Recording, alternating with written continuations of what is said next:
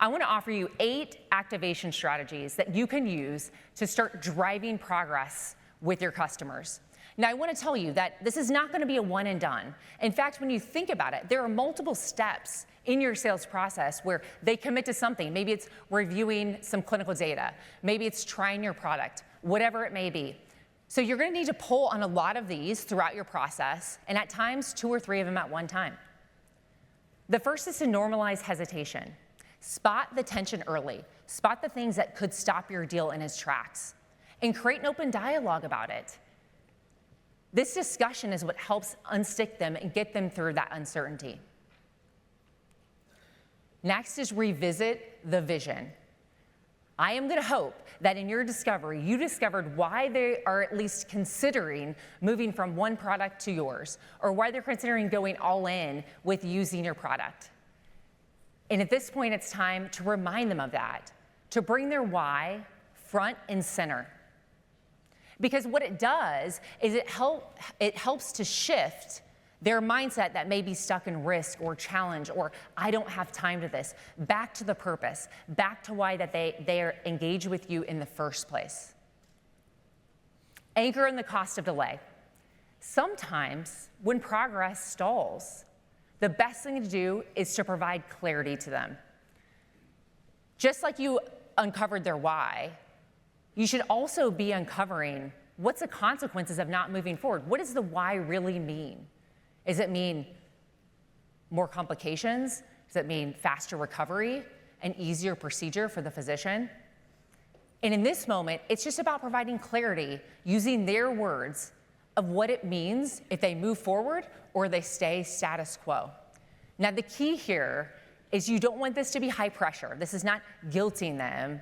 This is all about just reminding them. Reinforce their readiness. Oftentimes, the final barrier is belief.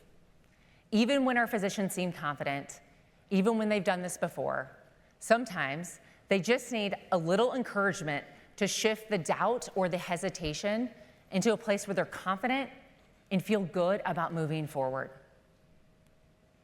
Break down the decision. Even the most compelling vision or plan can feel daunting at times, which is why our job is to take that plan and break it up into bite-sized pieces. Ideally, with that first milestone being an easy win so that you can build that momentum and the confidence along the way. Align on a date.